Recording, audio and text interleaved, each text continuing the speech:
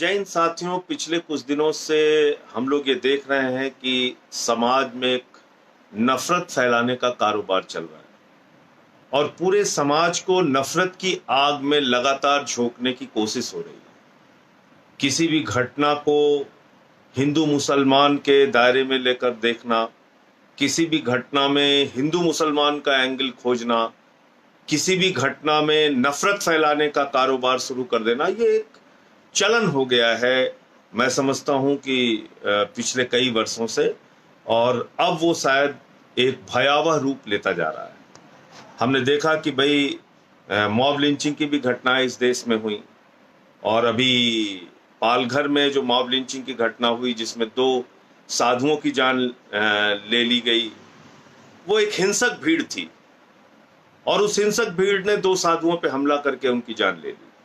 इसके पहले 1 लाख का मामला हो, चाहे और भी तमाम मामले हुए, उसमें देखा कि एक नफरत, एक हिंसा, एक हिंसक विचारधारा इन घटनाओं के पीछे काम करती है और जो किसी को नहीं देखती, वो एक हमलावर मोड में आती है और वो उस काम में जुट जाती है।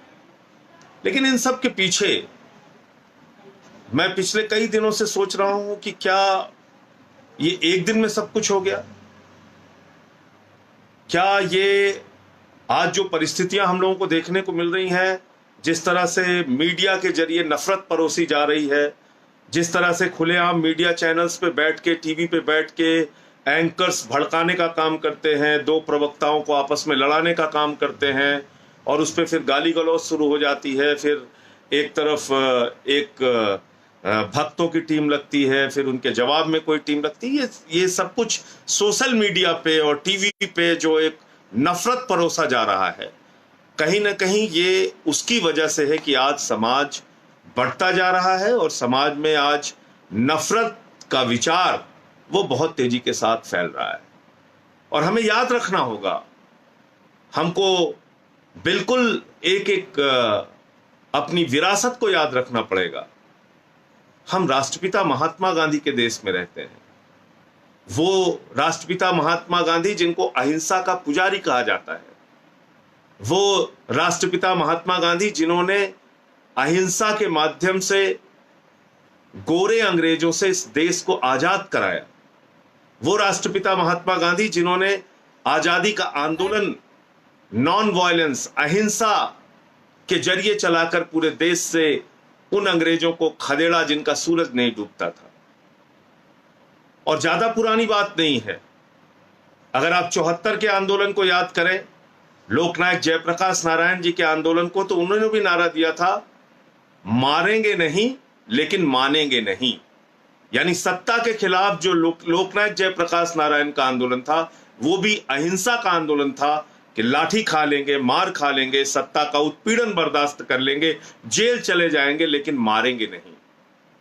और भी नजदीक आ जाइए, वर्ष 2011 को याद कीजिए। यही देश था, इसी देश के लोग थे, यही हिंदू मुसलमान थे, यही अगड़ा पिछड़ा दलित सवर्ण थे, यही 2011 का आंदोलन जिसका हम लोग खुद से साक्षी रहे हैं। हमने उस आंदोलन को बहुत करीब से देखा है, उसमें भागीदारी ली है, उसमें हिस्सा लिया है। अन्ना जी का आंदोलन, उस आंदोलन में हमने देखा कि पूरा देश अन्ना जी के साथ आंदोलन में खड़ा हुआ, पूरा देश सड़कों पे उतरा, लेकिन सब ने गांधी जी का रास्ता अपनाया, सब ने प्रेम और अहिंसा का रास्ता अपनाया। और उसमें कोई टीवी पर अन्ना जी के अनशन को देखता था तो वो अपना खाना छोड़ देता था, कोई सड़कों पे निकलकर आंदोलन करता था तो एक भीड़, एक हुजूम इकट्ठा हो जाती थी, लेकिन कोई तोड़फोड़, हिंसा नहीं, कोई नफरत फैलाने का काम नहीं, कोई हिंदू मुसलमान नहीं, कोई अगड़ा पिछड़ा दलित सवर्ण नहीं, कोई क्षेत्र भाषा नहीं, बल्कि पूरा हिंदुस्तान भ्रष्टाचार विरोधी आंदोलन में इकट्ठा हुआ था वर्ष 2011 के अंदर। ज्यादा पुरानी बात नहीं है। और अन्ना जी के पीछे किसकी तस्वीर थी? राष्ट्रपिता महात्मा गांधी की। और उस अन्ना के आंदोलन में हम सब लोगों ने क्या संकल्प लिया था? क्या अपने अंदर एक धारणा बनाई थी, एक दृढ़ संकल्पित भाव से हमने काम किया था। उसमें कहा था हम हिंसा का सहारा नहीं लेंगे, उसके बाद आम आदमी पार्टी का जन्म हुआ, और आम आदमी पार्टी में भी आज तक हमने कभी हिंसा का सहारा नहीं लिया। हमने हमेशा हिंसा की, नफरत की राजनीति का विरोध किया है। हमने हमेशा ये कहा है कि नफरत के लिए हिंदुस्तान में कोई स्थान नहीं। ये गौतम बुद्ध का देश है, ये राष्ट्रपिता महात्मा गांधी का देश है, यहां पर नफरत के लिए कोई स्थान नहीं। लेकिन आप देख रहे हैं तमाम चैनल के लोग वो इस वक्त नफरत परोसने का लगातार काम कर रहे हैं। अभी अर्णव गोस्वामी का मामला हुआ, किस तरह से वो चीख चीख के, चिल्ला चिल्ला के एक समुदाय विशेष के खिलाफ नफरत फैलाने का काम करते हैं, हिंदू मुसलमान करते हैं अपने टीवी चैनल पे। तो ये ठीक बात नहीं है। ये नफरत का बीज बोकर हम क्या करना चाहते हैं हिंदुस्तान में? याद कीजिए दुनिया के उन देशों को जो नफरत के बुनियाद पे खड़ा हुए। याद कीजिए वो दुनिया की तमाम शख्सियतें, वो तमाम दुनिया की आबादी, वो तमाम दुनिया के देश जो नफरत की बुनियाद पे अपने देश को बनाने की कोशिश करते हैं, वो बर्बाद हो गए। हिटलर की जर्मनी को याद कर लीजिए। हिटलर ने पूरी दुनिया में तानाशाही लाने का काम किया, हिंसा, नफरत, विश्व युद्ध के हालात पैदा किए, बम और गोली के दम पे दुनिया को बनाने की कोशिश की, बर्बाद हो गया। अंत में उसकी एक ऐसी मौत हुई जो आज तक एक रहस्य है कि उसने अपने आप को, खुद को गोली मार ली। उसके बाद वो चाहे अफगानिस्तान हो, चाहे पाकिस्तान हो, चाहे इराक हो, आप देख लीजिए जहां भी नफरत फैलाने का काम होता है, जहां भी हिंसा फैलाने का काम होता है, उन देशों की हाल, सीरिया को देख लीजिए, जहां भी नफरत फैलाने का काम होगा उन देशों के हालात क्या हैं आप देख लीजिए।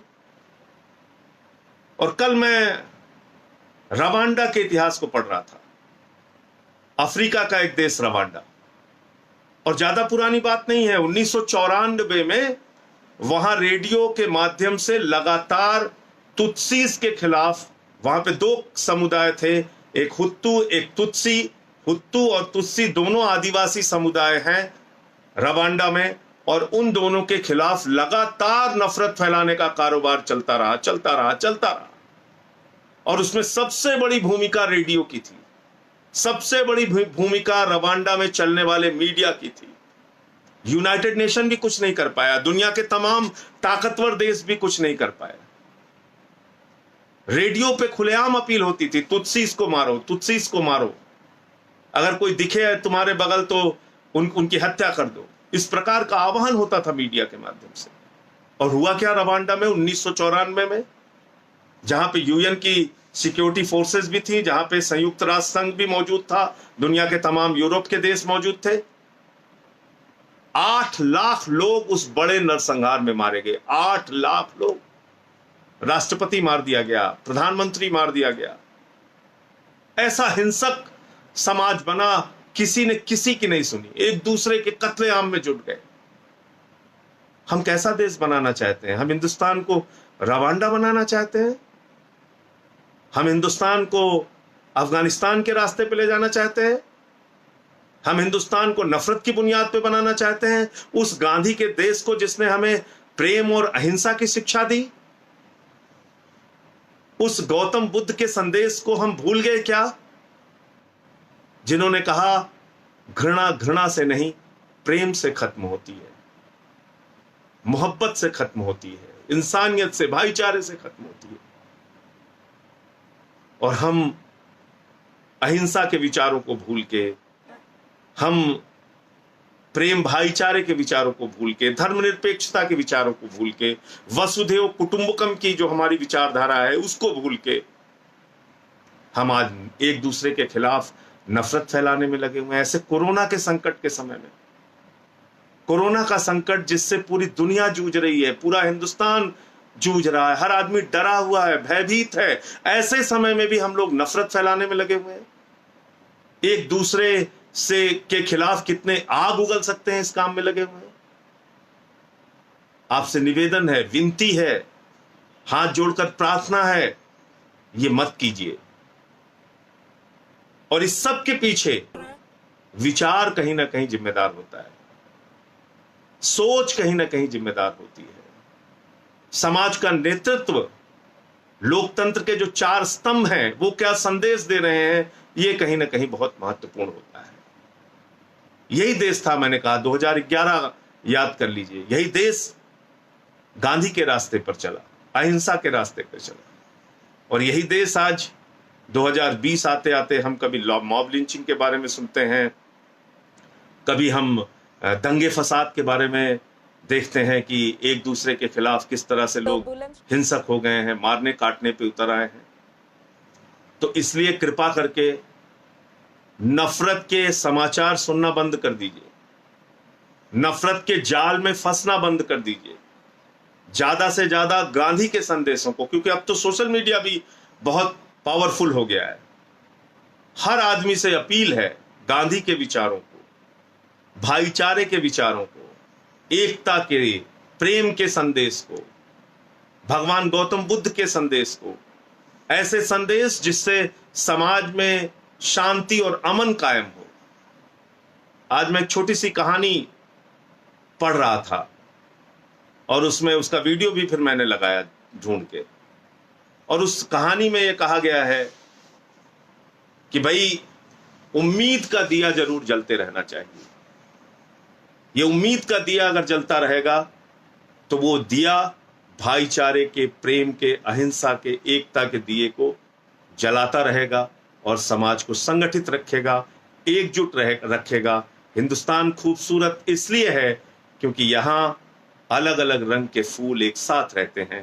हिंदुस्तान खूबसूरत इसलिए है कि एक धर्मनिरपेक्ष राष्ट्र है जहां पर सभी धर्म, सभी जाति, सभी भाषा के लोग, 130 करोड़ हिंदुस्तानी एक साथ मिलकर प्रेम से रहना चाहते हैं। उनको लड़ाने की जो कोशिशें हो रही हैं उनको नाकाम कीजिए और अपने सोशल मीडिया का माध्यम, फेसबुक का, ट्विटर का, व्हाट्सएप का, ये जो माध्यम आपके पास है इसका इस्तेमाल प्रेम और भाईचारा फैलाने में कीजिए। एक तरफ वो लोग हैं जो पेड लोग हैं, जो पैसा दिया जाता है जिनको नफरत फैलाने के लिए, एक तरफ वो लोग हैं जो इस देश में प्रेम, अहिंसा और भाईचारा चाहते हैं। अब आपको ये तय करना है कि नफरत फैलाने वाले जीतेंगे या प्रेम और अहिंसा का संदेश देने वाले जीतेंगे। आप सबसे हाथ जोड़कर विनती है, समाज में एकता, भाईचारे के लिए अपने अपने स्तर पे जो भी आपके पास सोशल मीडिया का प्लेटफॉर्म है उसका इस्तेमाल अपने संदेश देने में कीजिए और समाज से नफरत कैसे दूर हो सकती है इसकी अपील कीजिए। अपने अड़ोस में, अपने पड़ोस में, अपने मोहल्ले में, अपने गली में इस बात का ध्यान रखिए और खास तौर से अपने घर में भी इस बात का ध्यान रखिए कि नफरत का बीज पनपने ना पाए। जय हिंद, इंकलाब।